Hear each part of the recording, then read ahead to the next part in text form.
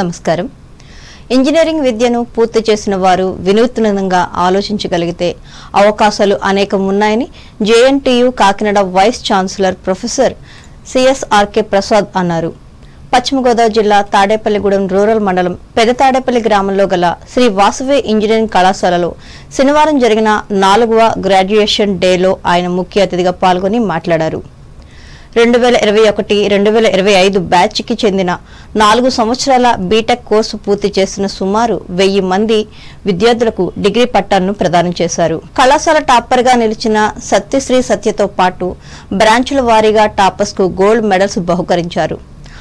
Artificial intelligence, data science, machine learning, quantum computing, biotechnology తదితర అంశాలపై శ్రద్ధ పెడితే అద్భుతాలు సాధించగలని వీసీ ప్రసాద్ సూచించారు.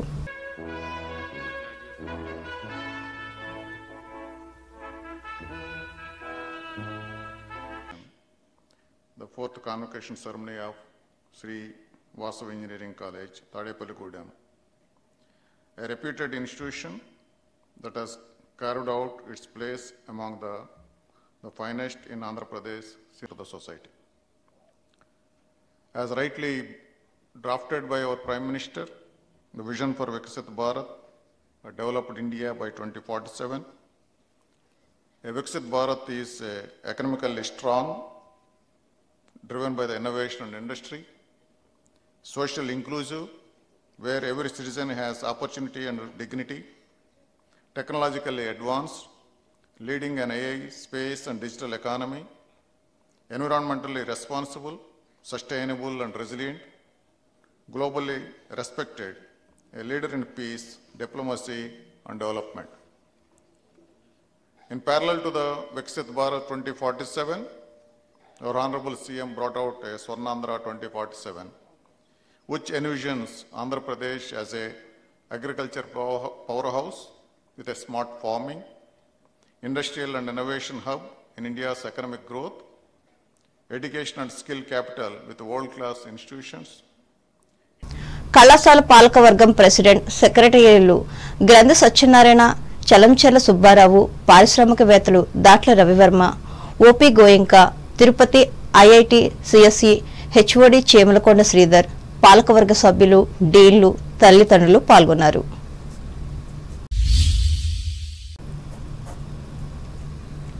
తూర్పుగోదావరి జిల్లా వార్తలు. రాష్ట్రంలో మహిళల రక్షణకు ప్రభుత్వం అనేక చర్యలు తీసుకుంటుందని మహిళా commission chairperson doctor Rayapati Sailaja తెలిపారు. రాజమహేంద్రవరం ఐఎంఏ భవనంలో మహిళా కమిషన్ సంక్షేమం, భద్రతా హక్కులపై శనివారం ఏర్పాటు చేసిన జిల్లా స్థాయి అవగాహన కార్యక్రమంలో ఆమె ముఖ్య అతిథిగా పాల్గొని మాట్లాడారు. విద్యార్థులు, మహిళలు అనేక రకాల వేధింపులు ఎదుర్కొంటున్నారని ధైర్యంగా ముందుకు వచ్చి వాటిపై ఫిర్యాదు చేయాలని సూచించారు. అలాగే మహిళల భద్రత కోసం శక్తి యాప్తో పాటు 112-181 కాల్ సెంటర్లు ఉన్నాయని తెలిపారు. పని ప్రదేశాలలో లైంగిక వేధింపులు నిరోధక చట్టాలు గురించి తెలుసుకోవాలని పేర్కొన్నారు. జాతీయ మహిళా కమిషన్ ఆదేశాల మేరకు వివాహానికి పూర్వమే కౌన్సిలింగ్ నిర్వహించే సెంటర్లను ఏర్పాటు చేస్తున్నట్లు వివరించారు.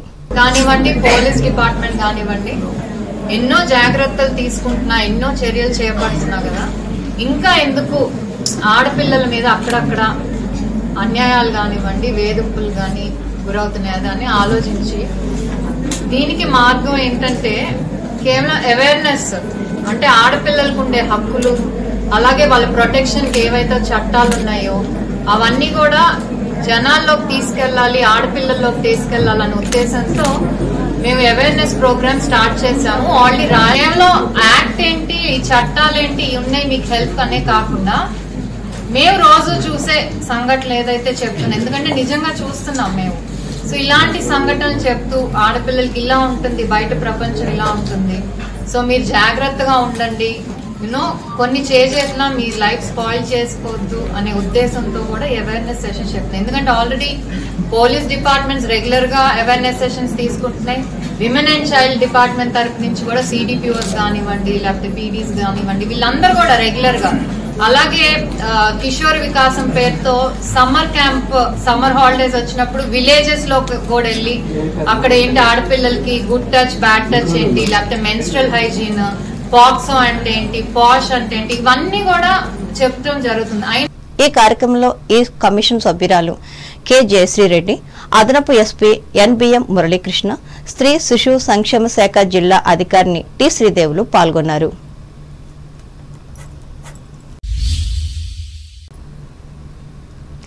తూర్పుగోదావరి జిల్లాలో బార్ల కేటాయింపు లాటరీ విధానంలో ఎంపిక చేశామని జిల్లా ఎక్సైజ్ శాఖ అధికారిని సిహెచ్ లావణ్య తెలిపారు.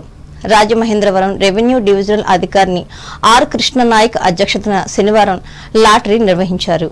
ఈ కార్యక్రమం అనంతరం లావణ్య మాట్లాడుతూ జిల్లాలో ఓపెన్ కేటగిరీలో 22 బార్లకు, గీత కులాల కోటాకు సంబంధించి 3 బార్లకు లాటరీ విధానం అమలు చేశామని చెప్పారు. వీటికి గాను మొత్తం 43 దరఖాస్తులు అందాయని అన్నారు. ఈ లాటరీ విధానాన్ని పారదర్శకంగా చేపట్టామని పేర్కొన్నారు.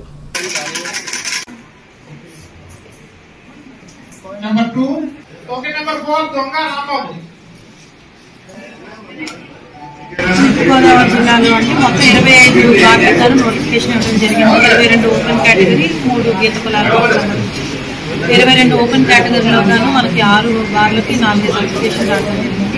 సో 4 అప్లికేషన్ వస్తేనే డ్రాక్ ఎలిజిబిలిటీ ఉంటుంది. ఆ విధంగా మనకి ఓపెన్ కేటగిరీలో 22 బార్లకు గాను 6 బార్లకి మనం పార్టిసిపేట్ చేస్తాం.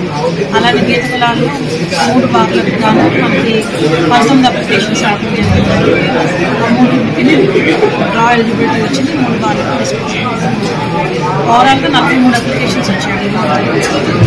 తూర్పుగోదావరి జిల్లాలో ఓవరాల్గా 43 అప్లికేషన్స్. ఈ కార్యక్రమంలో ఎక్సైజ్ శాఖ అసిస్టెంట్ సూపరింటెండెంట్ పి నాగరాహుల్ పాల్గొన్నారు.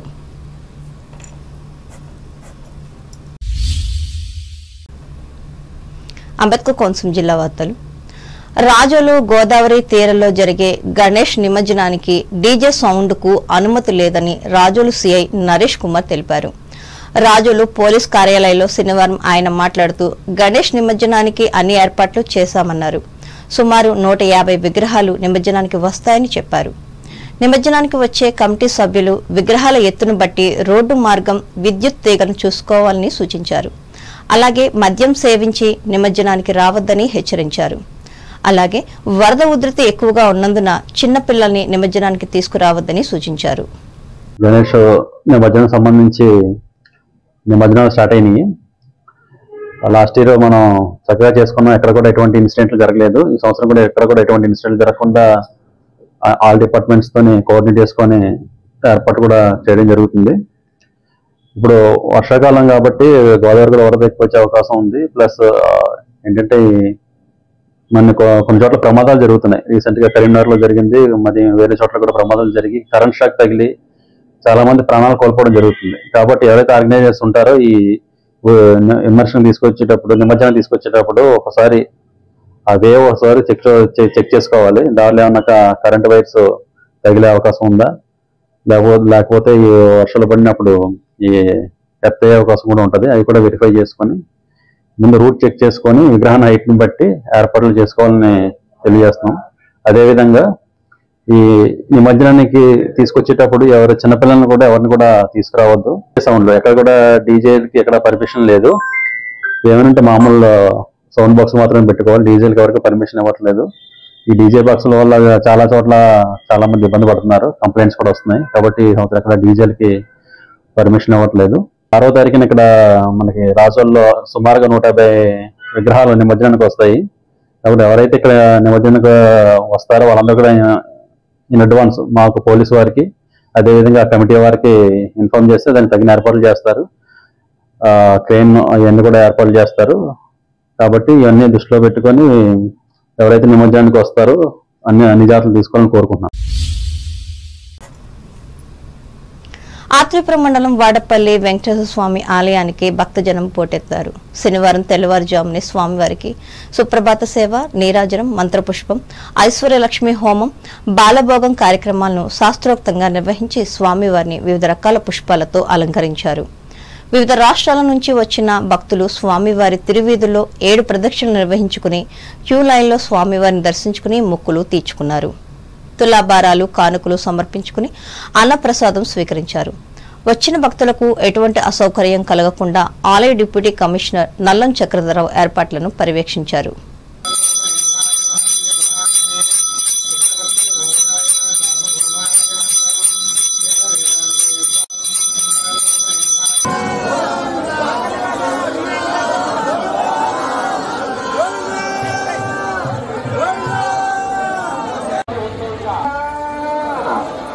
వైకుంఠనాథుడా వాడపల్లి వాసుడా గోవిందా ఆ పురుషోత్తముడు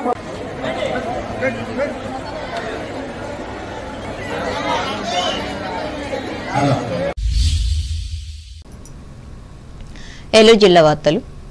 సత్వర న్యాయం కోసం చట్టాలపై అవగాహనతో పాటు పేదరిక నిర్మూలనకు అమలవుతున్న సంక్షేమ పథకాలపై ప్రతి ఒక్కరూ అవగాహన కలిగి ఉండాలని ఉమ్మడి పశ్చిమ గోదావరి జిల్లా ప్రధాన న్యాయమూర్తి ఎస్ శ్రీదేవి పేర్కొన్నారు. ఏలూరు కలెక్టరేట్లో జిల్లా న్యాయ సేవాధికార సంస్థ ఆధ్వర్యంలో పేదరికం నిర్మూలన, మాదక ద్రవ్యాల నివారణ అంశాలపై శనివారం నిర్వహించిన న్యూ మాడ్యూల్ లీగల్ సర్వీసెస్ క్యాంపులో ఆమె ముఖ్య అతిథిగా పాల్గొని మాట్లాడారు. న్యాయ సేవాధికార సంస్థ ద్వారా పేదలకు ఉచిత న్యాయ సహాయం అందజేస్తున్నామని తెలిపారు. అలాగే మాదక ద్రవ్యాల అక్రమ రవాణా వినియోగాన్ని అందరూ కలిసి ప్రతిఘటించాలని సూచించారు. షెడ్యూల్ కాస్ట్, షెడ్యూల్ ట్రైబ్స్, అలాగే పూర్ ఫ్యామిలీస్ నుండి అంటే యాన్యువల్ ఇన్కమ్ 3 lakhs బిలో ఉన్న వాళ్ళకి ఫ్రీ లీగల్ ఎయిడ్ ప్రొవైడ్ చేయడం జరుగుతుందండి. ఇప్పటివరకు 180 కేసెస్లో మేము ఫ్రీ లీగల్ ఎయిడ్ ఇవ్వడం జరిగింది. అదేవిధంగా మండల్ లీగల్ సర్వీస్ అథారిటీస్ ఉన్నాయి. భీమవరం, నర్స్పూర్, తణుకు, తాడేపల్లిగూడెం, కొవ్వూరు, చింతలపూడి, పాల్కొల్, జంగారెడ్డిగూడెం, నెడదవోల్ అండ్ భీమడోల్. ఇక్కడ కూడా సర్వీసెస్ ఎవరికి ఏం అవసరమైనా సరే లీగల్ ఎయిడ్ కోసం వాళ్ళు అప్లికేషన్ పెట్టుకుంటే ప్రొవైడ్ చేయడం జరుగుతుంది. ఇక లోకల్ అదాలత్లో కూడా నెంబర్ ఆఫ్ కేసెస్ గవర్నమెంట్ కోఆపరేషన్తో అలాగే పోలీస్ వారి కోఆపరేషన్తో చాలా మ్యాటర్స్ సెటిల్ చేయడం జరిగింది. ఓల్డెస్ట్ ఈపీస్ సెటిల్ చేస్తామండి. ప్రిన్సిపల్ సివిల్ జడ్జ్ కోర్టులో 6 or 7 మ్యాటర్స్ ఈపీస్ ల్యాండ్ అక్విజిషన్ మ్యాటర్స్లో ఎప్పటి నుండో పెండింగ్ ఉన్నాయి.